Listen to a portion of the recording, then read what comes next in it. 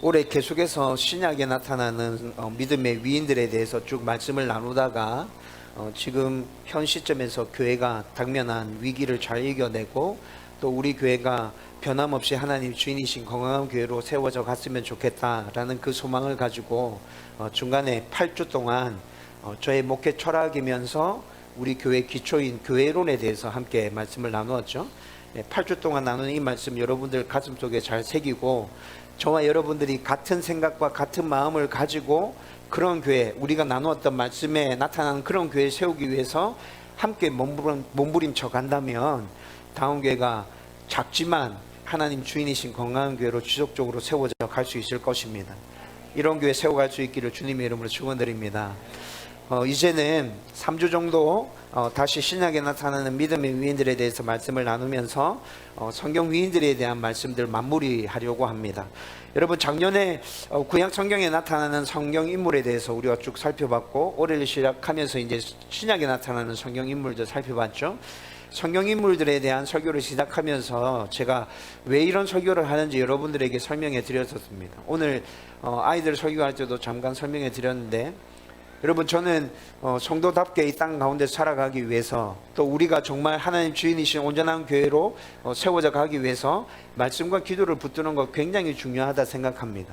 그런데 여러분, 말씀을 잘 이해하고 그 말씀 가운데서 하나님께서 우리에게 주신 교훈을 찾아내고 또 특별히 새롭게 신앙생활 하시는 분들 중에는 말씀을 굉장히 어려워하는 분들도 있고 그런데 말씀을 통해서 우리가 정말 이 땅 가운데서 하나님의 사람으로 잘 자라가기 위해서 성경 인물을 중심으로 스토리를 이해하고 또 성경 인물을 중심으로 해서 그 가운데 하나님께서 우리에게 주시는 교훈들을 찾아내고 붙들고 있는 것, 이렇게 살아가는 게 굉장히 큰 도움이 돼요. 또 성경 인물을 중심으로 스토리를 이해하고 있으면 성경 전체를 잘 받아들일 수 있게 되죠. 굉장히 오래 기억할 수 있게 되고, 여러분, 이건 모태신앙으로 자란 분들 또 신앙생활을 오래 하신 분들이라고 하면 공감이 될 겁니다. 여러분들이 성경에 나타나는 인물들에 대해서 어릴 때부터 쭉 스토리를 굉장히 많이 들었기 때문에 누구에 대한 이야기가 딱 등장하면 그래, 그 스토리에 이렇게 진행되지, 그것을 통해서 하나님 이렇게 말씀하셔, 이런 것들이 단번에 머릿속에 탁 떠오르잖아요. 그렇죠? 여러분, 앞으로도 저와 여러분들은 말씀을 붙들고 계속 몸부림치면서 이 땅 가운데 살아가야 하는데, 그렇게 살아가는 데 있어서 성경을 계속적으로 읽어가고 또 말씀을 붙들고 살아가는데 힘들어하는 분이 있다면 성경 인물을 중심으로 이렇게 말씀을 나누는 게 그분들에게 도움이 될 수 있겠다라는 생각을 가지고 여러분, 이렇게 굉장히 오랫동안 성경 인물에 대해서 말씀을 함께 나눴던 거죠. 여러분, 여전히 그런 기대감들 제 안에 있습니다. 여러분들이 성경을 매일 읽어 나가고 말씀을 묵상하고 그 가운데서 하나님께서 나에게 주시는 교훈을 찾고 이게 어렵다면, 그것이 아직까지 어렵게 느껴진다면 여러분, 성경에 나타나는 인물들을 중심으로 해서 성경 스토리 전체를 파악해 보려는 노력을 한번 해보십시오. 그리고 반복해서 그 일들을 하고 난 이후에 그리고 말씀을 묵상하고 성경을 읽어 나가기 시작하면 하나님께서 나에게 주시는 메시지가 좀 더 분명하고 정확하게 들려오게 될 것입니다. 여러분, 저는 이런 기대를 가지고 이제 몇 주 안 남았지만 여러분들과 성경 인물에 대해서 계속 말씀을 나눌 것이고, 그리고 앞으로도 여러분들이 말씀을 붙들려고 하는 노력이 성경 인물 관련해서 이렇게 나타나든지 아니면 여러분들 삶 가운데서 또 다른 방식으로 나타나든지 어떻든 간에 끊임없이 말씀을 향한 여러분들의 몸부림이 나타나기를 주님의 이름으로 축원드립니다. 여러분, 오늘 디도에 대해서 여러분들과 함께 말씀을 나눌 텐데, 여러분, 디도는 바울에게 있어서 믿음의 아들이었습니다. 디도서 1장 4절 제가 읽어드린 말씀에서 그렇게 얘기하고 있죠. 보통 우리는 디모데를 바울의 믿음의 아들이라고 생각하는데 디도도 바울의 믿음의 아들이었어요. 오늘 디도에 대해서 여러분들과 함께 말씀 나누면서 이 인물을 통해서 우리에게 주시는 하나님의 은혜가 넘쳐났으면 좋겠어요. 여러분, 디도는 헬라인이었습니다. 이방인이란 말이죠. 유대인 아니라 이방인. 이 헬라인 디도가 어디서 언제 누구를 통해서 복음을 접했고 예수님을 구주로 영접했는지 정확하게 나타나지 않습니다.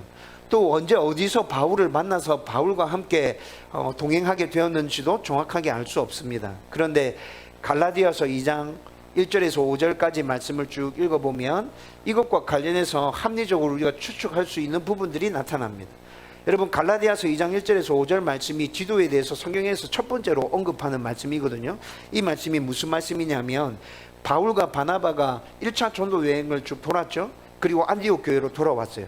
그런데 안디옥 교회에서 돌아보니까 심각한 문제가 있었어요.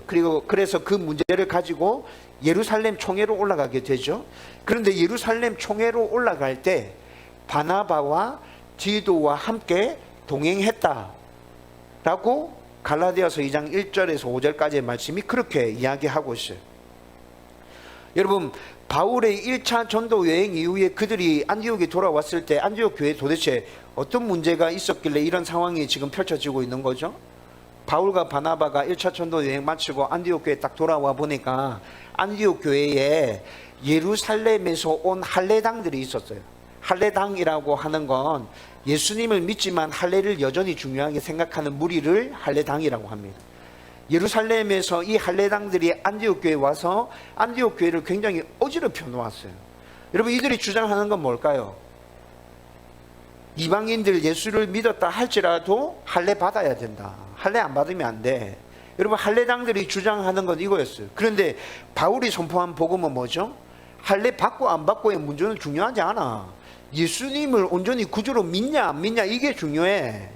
그런데 할례당들이 이미 안디옥 교회에 들어와서 교회를 이렇게 어지럽혀 놓았다고요. 바울이 돌아와 보니까 이 문제가 지금 교회 안에 심각하게 퍼져 있었어요.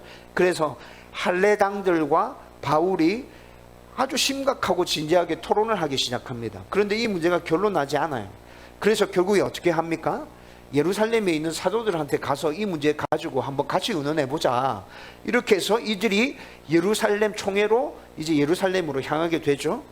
그런데 그렇게 갈 때 누구를 데려간다고요? 바울이 바나바와 디도를 같이 데려갔다고.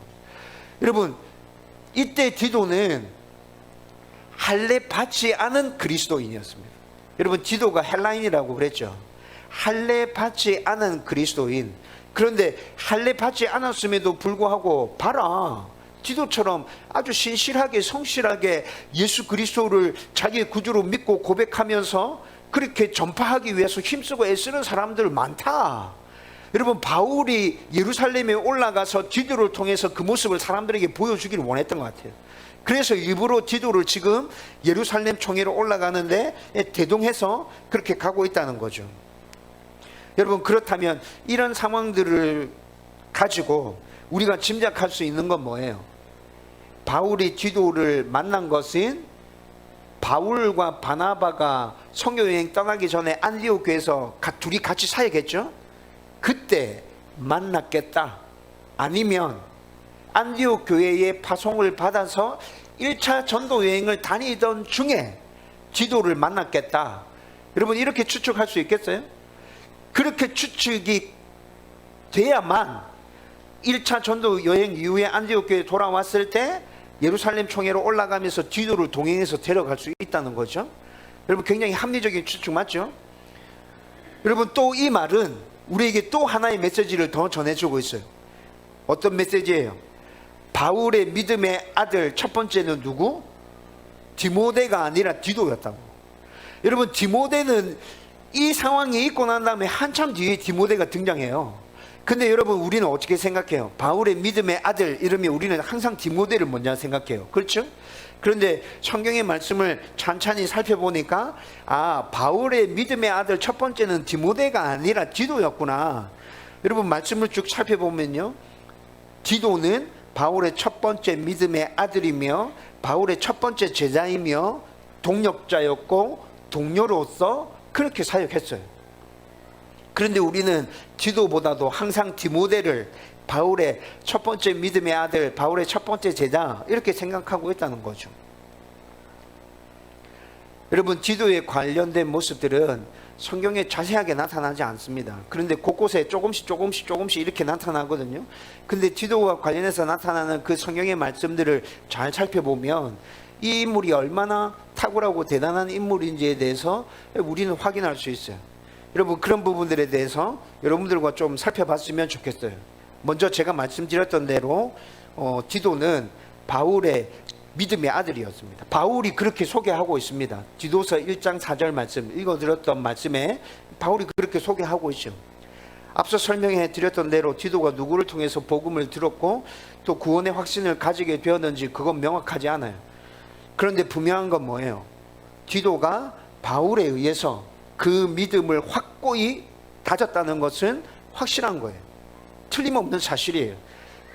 디도서 1장 4절 말씀 읽어드렸던 말씀에 이를 분명하게 잘 보여주고 있어요. 바울이 디도를 디모데와 같이 자기의 참 믿음의 아들이라고 표현한 것으로 보아서 바울이 그의 영적인 성장과 성숙을 위해서 굉장히 애를 많이 썼고 노력했다는 것이 이 말씀 한 절에서 분명히 딱 드러나고 있잖아요. 여러분, 결론적으로 말씀드리면 디도는 바울의 동력자이기 이전에 먼저 디모데보다도 훨씬 앞서서 바울로부터 신앙의 전수를 받은 첫 번째 믿음의 아들이었다는 것이죠.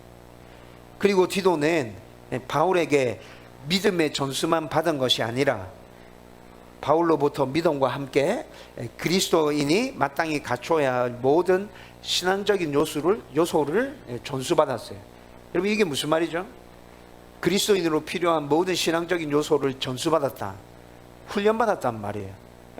바울이 디도를 계속 데리고 다니면서 하나님에 대해서 가르치고 예수님에 대해서 가르치고 또 예수 믿는 사람이 어떻게 살아야 하는지에 대해서 계속 가르치면서 훈련시켰다는 거예요. 그런데 디도가 그 훈련을 굉장히 성실하게 받아냅니다. 또 한 단계 성숙하게 되죠.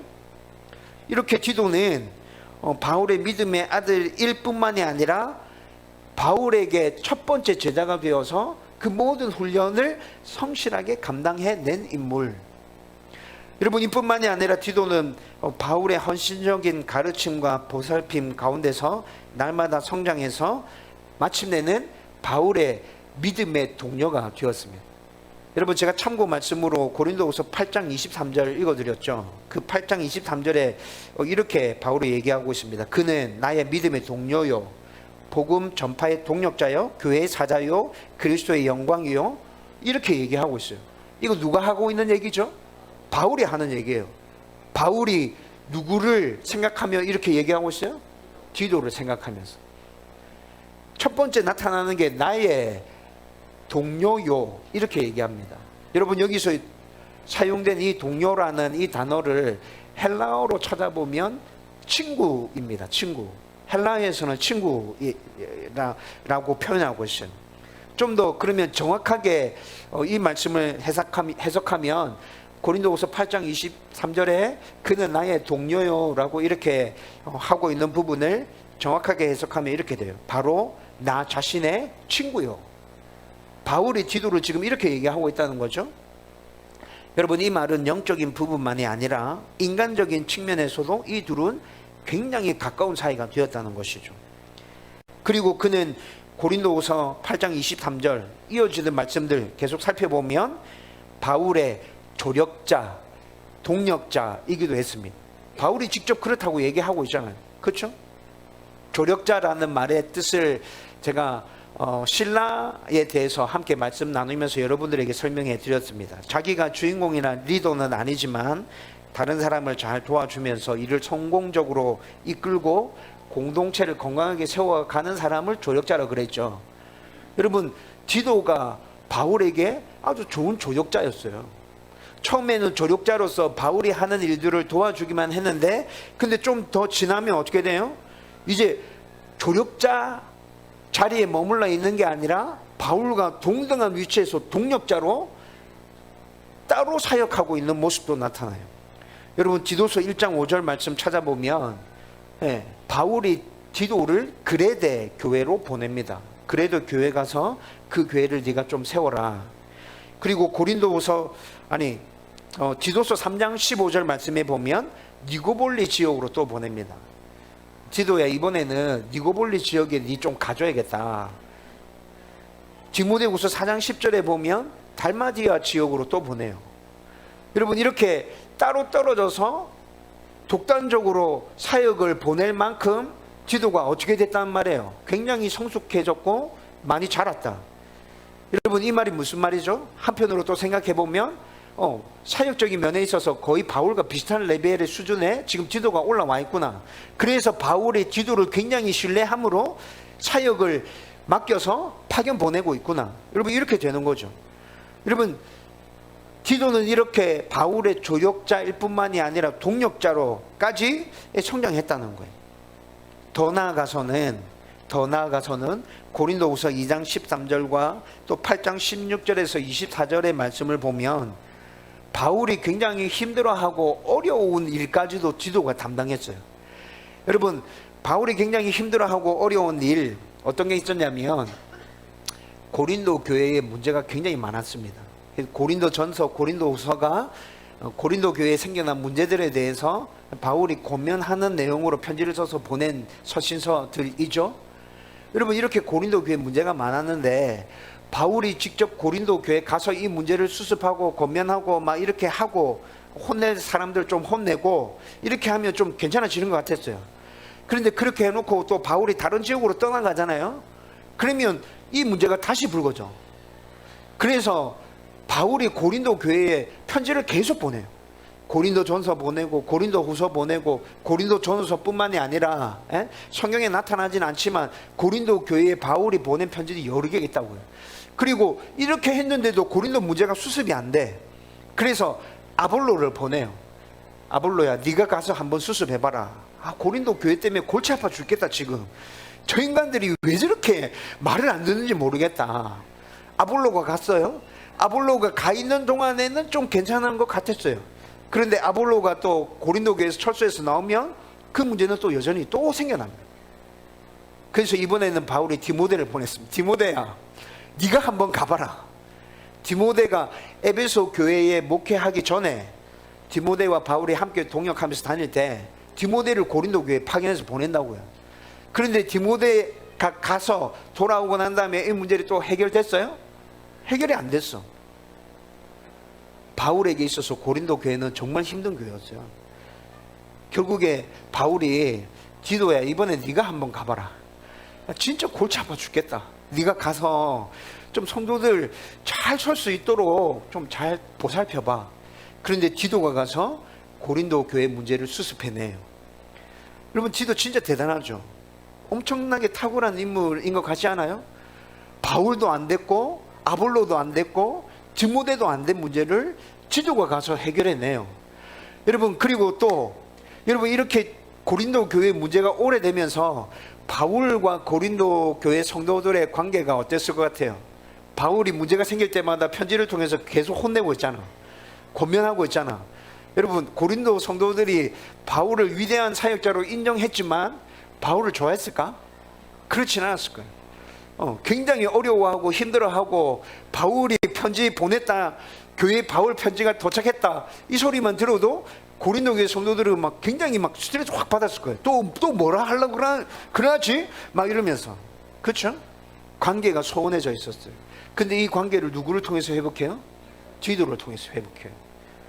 디도가 고린도 교회에 목회하면서 성도들을 잘 세웠잖아. 교회 문제를 수습했잖아. 디도에 대한 신뢰가, 고린도 교회 성도들의 디도에 대한 신뢰가 굉장히 컸어요. 바울이 그래서 디도의 이름을 빌려서 자기의 진심의 마음을 고린도 성도들에게 전해요. 내가 그렇게 했던 건 이렇게 했기 때문에 내가 그렇게 한 거야. 니네들이 좀 알아주면 좋겠어. 디도를 통해서 바울이 고린도 성도들에게 그런 메시지를 전했을 때 성도들이 또 그걸 받아들여. 그리고 바울과의 관계도 다시 좋아져. 여러분, 디도와 관련해서 이런 모습들 쭉 살펴보니까 야, 진짜 디도 대단한 사람이었네, 그런 생각 들죠? 여러분, 마지막으로 아무리 위대한 사도 바울이었지만 고통스럽고 힘든 일을 당할 때 있었을 거예요. 그래서 흔들리고 굉장히 외롭고 포기하고 싶은 생각 들 때도 아마 있었을 거예요. 여러분 고린도후서 11장 22절에서 33절 이 말씀 쭉 읽어보면 바울이 사역하면서 당했던 고난에 대해서 서술하고 있습니다. 몇 번 돌에 맞았고 몇 번 풍랑 때문에 죽을 뻔했고 사람들에게 매를 이렇게 맞았고 어떻게 굶었고 밤낮 당한 고난이 이래. 이게 지금 고린도후서 11장 22절에서 33절까지 말씀이라고요. 여러분 이런 일들을 당할 때 바울 진짜 힘들었겠죠. 여러분들이 그 상황 가운데 있다 생각해 보세요. 4번 돌에 맞아서 죽을 고비를 넘겼다 이렇게 얘기하고 있어요. 여러분 그 상황 가운데 여러분들이 있었다면 얼마나 힘들었을까요? 낙심되고 좌절되고 무섭고 두렵지 않았을까요? 여러분 이런 것뿐만이 아니라 또 고린도후서 12장 7절에서 10절까지 말씀해 보면 자신의 육신의 질병 때문에 힘들어하고 아파했던 것들에 대해서 이야기하고 있어요. 3번 하나님께 나아가서 심각하게 기도했는데 하나님 안 들어주시더라. 네 은혜가 네게 족하다. 그냥 끌어안고 살아라. 하나님께서 이렇게 말씀해 주시더라. 여러분 3번 하나님께 심각하게 기도했다라는 이 말이 그냥 간단하게 우리는 그렇게 보일지 모르겠지만 바울에게 있어서는 진짜 힘든 문제였고 금식하면서 하나님 앞에 매달려서 울부짖었다는 표현이에요. 여러분 이것 때문에 바울이 얼마나 힘들었는지도 짐작이 되죠. 여러분 이런 일 겪을 때 여러분 바울도 사람이잖아. 하나님의 은혜로 또 하나님께 의지적으로 감사하면서 이 모든 상황들을 이겨내고 극복해냈지만 여러분 이런 상황에 당면하고 있을 때 바울에게 정말 필요했던 건 다른 사람들의 위로였을 거예요. 같이 있어주고 보듬어주고 토닥거려주고 괜찮다, 이겨낼 수 있다. 하나님 이렇게 말씀하셨잖아. 네 이때까지 잘해왔잖아. 여러분 이렇게 얘기해주는 위로가 바울도 정말 절실했을 거라고요. 근데 이렇게 바울이 어렵고 힘든 상황을 당면하고 있을 때 그에게 다가가서 위로해 준 사람 누구? 디도. 바울이 전도했는데 어느새 디도가 이렇게 성장해서 바울이 힘들고 아파할 때 옆에서 위로해 줄 수 있는 상황까지 디도가 성장했다는 것입니다. 오늘 우리가 읽은 고린도후서 7장 5절에서 7절 말씀이 바로 디도를 통해서 바울이 위로를 받고 있는 모습입니다. 이렇게 디도는 바울과 함께하는 동안에 복음을 전수받는 것부터 시작해서 그에게 훈련을 받았고 또 바울의 친구가 되었고 조력자와 동력자로 함께 복음을 위해서 고난받으면서 사역했고 결국에는 바울을 위로해 주는 자리까지 성숙되어져서 탁월한 하나님의 사람으로 같이 동역했다는 거예요. 여러분 그런데 우리는 여기서 위대한 사도였던 바울을 위로하는 자로서의 디도의 모습을 좀 자세하게 살펴보려고 합니다. 여러분 지난주에 홍전 집사님 어머니께서 갑자기 돌아가셔서 집사님 부부가 슬픔과 아픔 가운데서 정신없이 장례를 치렀습니다. 여러분 이런 상황 가운데서 우리 홍 집사님 부부에게 필요한 건 뭐라고 생각되십니까? 수요일날 오전에 홍 집사님 어머니 문상 가기 위해서 저랑 5분의 우리 집사님들, 우리 집사람이랑 이렇게 다 해서 6명이 함께 문상을 올라가면서 차 안에서 굉장히 많은 얘기들을 나누었습니다. 그렇게 얘기 나누면서 제가 교회를 개척하고 난 이후에 지금까지 힘들고 어려웠을 때, 마음이 낙심되고 다운됐을 때가 언제였는지 잠깐 말씀드렸었습니다. 여러분 우리 교회는 지금까지 오면서 힘들고 어려운 일이 없었어요. 눈에 보이는 힘들고 어려운 일이 없었죠. 그렇죠? 그래서 제가 그냥 마냥 기쁘고 즐겁게 아무런 근심과 걱정 없이 지내왔을 거라고 생각했을 수도 있습니다. 그런데 그렇지 않습니다. 여러분 교회 안에 아무런 문제가 없지만, 특별한 문제가 일어나지 않았지만 수적으로 질적으로 변화가 느껴지지 않는 그 상태가 지속적으로 몇 개월 동안 쭉 진행되어져 갈 때 제 마음에 낙심이 됩니다. 마음이 힘들어집니다. 여러분 그때 저에게 정말 필요한 건 뭘까요? 여러분들이 갑작스럽게 큰일을 당할 때, 또 마음이 가라앉고 낙심될 때, 여러분 그때 정말 여러분들에게 필요한 건 뭐죠? 여러분 이런 질문들 앞에서 우리가 정말 바라는 답은 슬픔과 아픔, 좌절과 낙심의 근원이 되는 문제 자체가 생기지 않는 것, 맞죠? 그 문제 자체가 생기지 않는 거, 여러분 이게 우리가 근본적으로 바라는 거잖아요. 그렇죠? 혹시라도 그런 문제가 생겼다면 빨리 잘 해결되는 거, 여러분 우리가 바라는 건 이거일 거예요. 더 쉽게 말씀드리면 홍 집사님 같은 경우는 어머니가 돌아가시지 않았다면 지난주에 그 아픔과 그 슬픔은 있지 않았겠죠.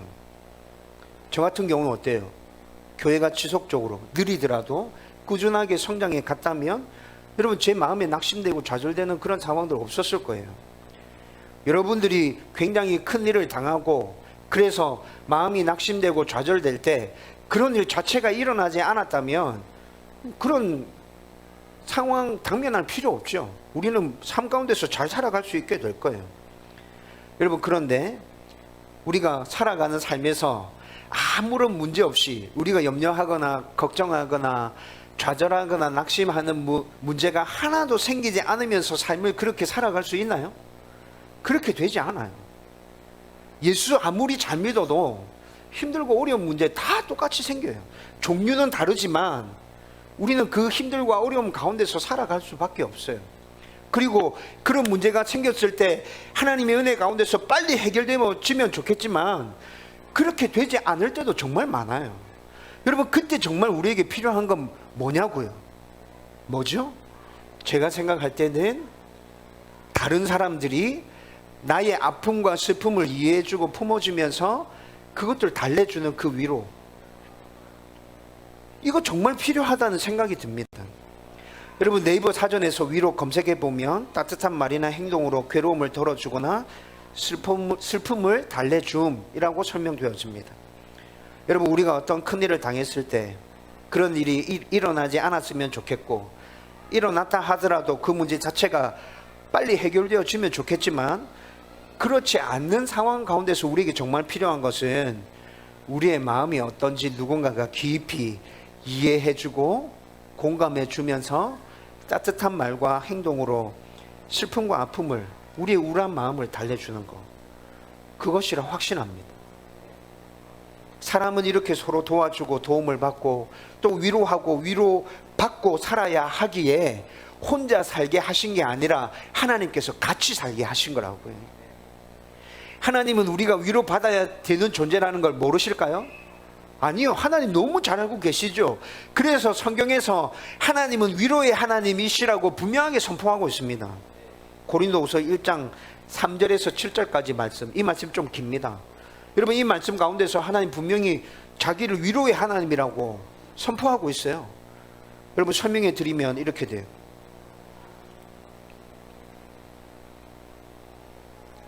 하나님은 우리를 위로하시는 분이십니다.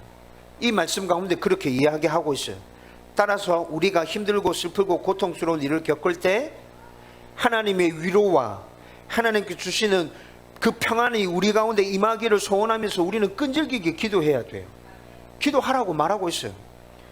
그렇게 기도함으로 하나님의 위로와 하나님의 평안이 우리 가운데 임했어요. 그러면 그 어렵고 힘든 상황들을 인내하고 견디면서 이겨나가. 너 할 수 있어. 여러분, 그렇게 말씀합니다. 그리고 하나님의 위로와 평안 가운데서 우리가 당면한 그 문제를 잘 이겨냈어요. 그리고 난 후에는 어떻게 하라고 말씀하고 있어요? 너희가 경험한 그 위로 다른 사람에게로 흘려줘. 흘려보내. 그렇게 하면 너희들은 이 세상 가운데서 내 자녀로 잘 살아갈 수 있어. 여러분, 이게 지금 고린도후서 1장 3절에서 7절까지 위로의 하나님에 대해서 설명해 주면서 그 위로가 우리 가운데 어떻게 임하고 어떻게 작용하고 그 위로를 사람들 가운데 어떻게 흘려보내줘야 되는지에 대해서 설명하고 있는 말씀이라고요. 바울과 디도도 함께 전도여행 다니면서 이 땅에 세워진 수많은 교회들 섬기고 또 교회 세우고 이런 사역들을 하면서 헤아릴 수 없이 많은 어려움과 고통들, 슬픔들을 함께 당했을 것입니다. 그러면서 이들은 서로 위로하고 격려하고 세워주면서 서로가 더 견고한 하나님의 사람으로 세워져 갔을 것입니다. 여러분, 오늘 우리가 읽은 고린도후서 7장 5절에서 7절까지 말씀은 바울이 드로아에서 고린도 교회로 파견한 디도를 만나기를 고대하면서 기다리고 있었어요. 그런데 드로아에서 어떤 문제가 생긴 것 같아요. 그래서 드로아에서 만나기로 했는데 이 만남이 거기서 이루어지지 않고 마게도냐로 옮겨서 디도를 만나야 되는 상황 가운데 놓였어요. 그래서 마게도냐로 바울 일행은 옮겨가고 이제 마게도냐에 도착한 바울 일행이 이 디도를 기다리고 있는 상황이죠. 그런데 드로아에서 마게도냐로 여행하는 동안에, 아니 그 이전부터 바울을 따라다니면서 그를 죽이려고 달려드는 유대인들이 있었어요. 여러분 사도행전 강의를 하면서 여러분들과 충분히 나눴죠. 네, 바울은 늘 자기를 생명으로 위협하는 사람들을 피해 다니면서 사역했었다고요. 여러분 이런 상황들을 생각해 보면 지금 드로아에서 마게도냐로 옮겨왔는데 여러분 바울의 마음이 얼마나 힘들었을까. 자기를 죽이려고 계속 쫓아다니는 사람들이 있어.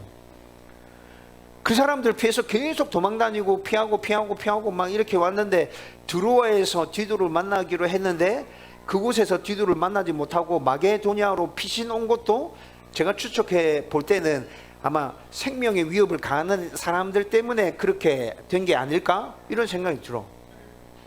여러분 이런 상황 가운데서 바울은 진짜 낙심 많이 됐을 거예요. 이것뿐만이 아니라 드로아에서 만나기로 한 디도에게 뭐 큰일 생긴 거 아닌가? 나를 죽이려고 하는 그 사람들은 예수 믿는 사람들 모두를 다 싫어하는데 혹시 디도가 내가 드로아를 떠나서 마게도냐로 온 걸 모르고 늦게 알게 돼가지고 드로아에 들렀다가 그 사람들로부터 안 좋은 일 당하는 건 아닌가? 막 이런 염려들이 막 생겨. 힘들고 어려운 고린도 교회 파견해서 그 교회를 한번 수습해 보라고 보냈는데 정말 그 교회를 잘 세웠나? 거기서 막 너무 힘들고 막 마음적으로 고통 당한 거 아닌가? 마게도냐에 도착해서 지금 디도를 기다리면서 바울 마음 안에 또 이런 생각들, 염려들이 막 생겨나. 마음적으로도 편치 않아. 육체적으로도 편치 않고 마음적으로도 편치 않은 이런 상황 가운데 지금 바울이 마게도냐에서 디도를 기다리고 있는 상황이라고. 며칠이 지났어요. 디도가 건강한 모습으로 도착했습니다. 여러분 바울이 디도의 얼굴을 보자마자 자기 마음 가운데 있었던 그 두려움과 염려와 근심과 고통과 슬픔과 아픔들이 한순간에 눈 녹듯이 녹아져 내렸어요. 여러분 그것이 오늘 우리가 읽었던 본문 말씀이었어요. 아무 말 하지 않았어. 그냥 디도 보는 순간에 그 모든 것들이 녹아져 내리면서 기쁨이 넘쳐났어요. 디도가 전해주는 소식은 바울에게 더 큰 기쁨이었어요. 디도가 전해준 소식이 뭐예요? 고린도 교회가 안정화되었습니다. 성도들이 잘 섰습니다. 교회 문제들과 이제 다 해결됐어요. 교회가 건강하게 서가고 있어요. 여러분 마게도냐에 도착한 디도로부터 이 이야기를 듣는데 바울은 더 기쁘고 즐거운 거예요. 이때까지 자기가 마음에 품어왔던 그 근심과 걱정들, 자기를 죽이려고 달려드는 사람들 때문에 마음 한켠에 있었던 그 짐들이 한순간에 다 사라져 버리게 되는 거예요. 여러분 이렇게 디도는 위대한 사도인 바울에게까지 하나님의 위로와 기쁨을 전한 아주 성숙된 하나님의 사람이었다고요. 여러분 오늘 디도에 대해서 말씀을 나누면서 저와 여러분들이 디도와 같이 각자의 영역에서 탁월함을 겸비하고 성숙된 성도로서 서로를 위로할 수 있으면 좋겠다라는 바람이 정말 강하게 생겨납니다. 여러분 오늘 본문에 나타난 바울에게 전달된 디도의 위로는 특별한 행동과 말에서 나타난 것이 아닙니다. 그냥 자기의 일에 성실히 최선을 다했고 그래서 좋은 결과물을 얻었고 그 결과물을 안고 바울에게 와서 그냥 그거 나눈 거 그게 전부 다이죠. 그리고 우리가 앞서 살펴본 것처럼 이 일이 있기 전에 바울과 디도는 믿음 안에서 돈독한 관계를 맺고 있었고 훈련을 잘 받았고 서로를 신뢰했고 동력하면서 함께 하나님의 사람으로 성숙되어져 갔습니다. 여러분 이런 관계와 신뢰가 있고 그리고 어디에 있든지 같이 있든지 떨어져 있든지 함께 동력하고 있다는 생각을 가지고 그런 공감을 가지고 살아가고 있다면 우리 각자의 일을 열심히 하고 좋은 결과를 나누면서 함께 얼굴을 마주하는 그 자체만으로도 위로를 전달해 줄 수 있다고요. 간단하게 정리해서 설명해 드리면 우리가 힘들고 어려울 때 마음을 나누고 있는 사람이라면 그냥 그와 함께 하는 것 그 자체가 위로가 될 수 있다는 것입니다. 특별한 말을 하지 않아도, 특별한 행동을 하지 않아도 그냥 같이 있어주는 것, 어깨 다독거려 주는 것, 동성이거나 진짜 가까운 사이라면 그냥 한번 꼭 안아주는 것. 여러분, 그것을 통해서 우리 안에 있는 하나님의 위로가 그들 가운데 전달될 수 있다고요.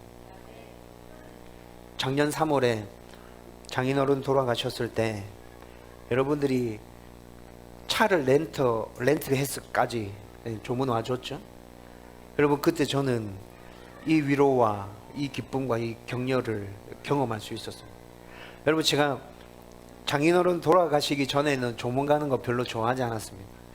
한국에 왜 이런 문화가 있을까? 그냥 자기 일 자기가 알아서 하면 되는데 찾아다니고 뭐 이런 거 좀 귀찮지 않나? 이런 생각이 있었어요. 그런데 제가 장례를 한번 경험해 보고 나니까 정말 필요한 거구나. 말하지 않고 특별하게 행동하지 않지만 그렇게 한번 찾아와 주는 그것이 얼마나 큰 위로가 되고 격려가 되는지 내가 알겠다. 여러분, 그 뒤로 제가 어떻게 달라졌겠어요? 다른 사람들의 장례 나면 다 가게 되는 거지. 못 가게 되면 조금이라도 보내게 되는 거지. 따뜻한 문자라도 한 번 더 보내게 되는 거죠. 올해 7월에 도미숙 집사님 아버님 돌아가셨을 때도 우리 성도들의 이런 위로로 도 집사님이 굉장히 힘을 얻고 평안과 기쁨을 누릴 수 있었다고 그렇게 얘기하는 거 제가 들었어요. 지난주에 홍 집사님 어머니 조문하러 가서도 이런 위로와 기쁨이 집사님 부부에게 전해지면 좋겠다, 그런 마음으로 조문 갔었죠.